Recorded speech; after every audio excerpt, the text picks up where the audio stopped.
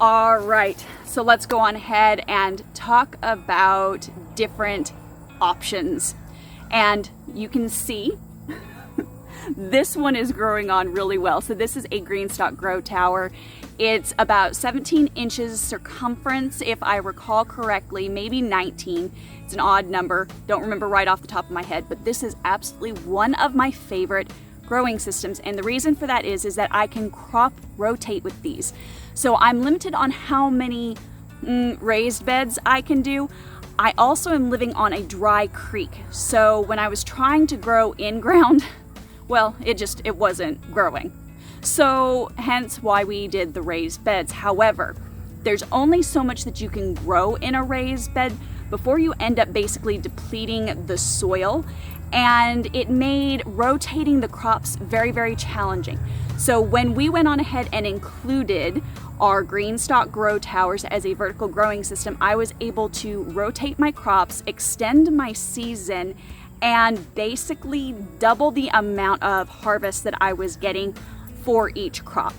Now, with the GreenStalk grow tower system that you see here, you are going to be wanting to do something similar to what you would be doing in, say, a pot. You're going to be using potting soil because there is a limit on the depth in each of the tiered containers. The amount of soil, of course, the less water retention. So we want to make sure that they have the optimal hydration that they need so that you don't end up with a completely stripped soil that is not going to have any nutrients and is not going to give you a harvest. Now, another thing to note, when you have something like this, you are going to want to use something along the lines of a liquid fertilizer. Vertical growing systems like this are very, very simple to grow in, but if you are not doing weekly, I do recommend weekly, especially during the high growing season, fertilizing with a liquid fertilizer. I prefer a worm casting tea, obviously, because I am a worm farmer, and I highly encourage you to look into worm farming as a small space grower because it is the perfect composting method for small spaces. So I make worm tea, and that is what I use to obviously add nutrition into these pots because limited soil surface, also limited amount of nutrients, and we don't want to end up having dead soil because dead soil equals dead plants. So now that we have that understanding, the same holds true for pots, okay? So no matter what you're growing in a pot, and I have everything from flowers to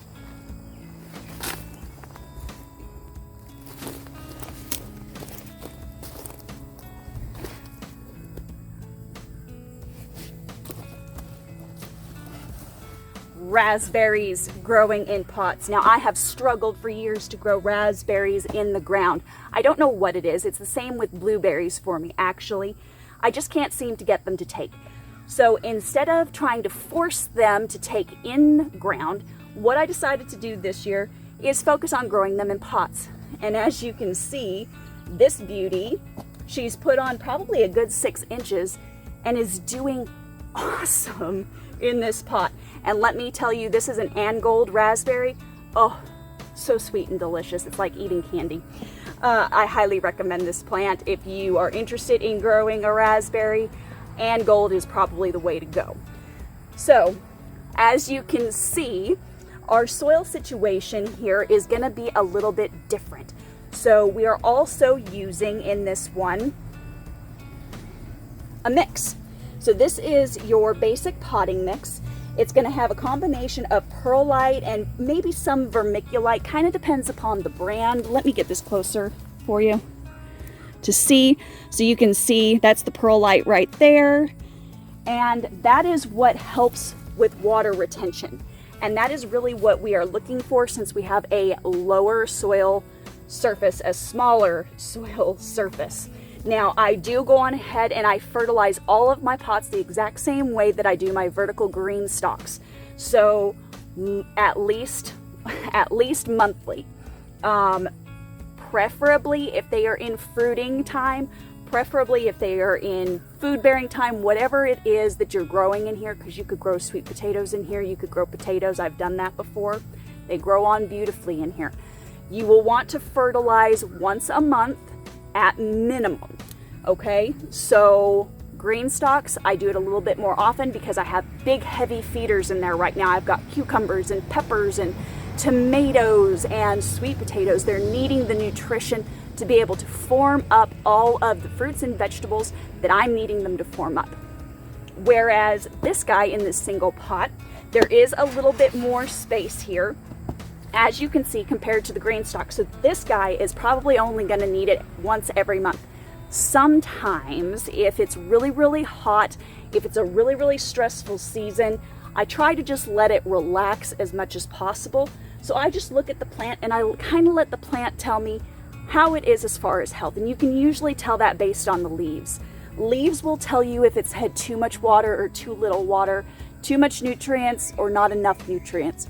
Usually there's a yellowing and a reduction in the green that you will see, particularly with watering. That goes for either overwatering or underwatering, in which case use the finger method, obviously.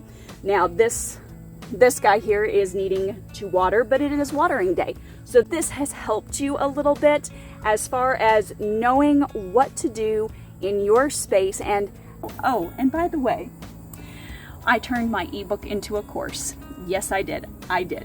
And I have gone on ahead and I have launched that course. So if you are looking to learn as a beginner gardener exactly what you need to know to transform your blank space into a bountiful garden, go on ahead and check out the link below to my Bountiful Garden Blueprint course. I would love to see you inside there. Not only is there video content, there is an ebook, and you also get a free one-on-one coaching session with me inside that course as well. So go on ahead and check that out with the direct link down below. And as always, keep it simple, natural, and essential. We'll see you on the next video, guys. Bye.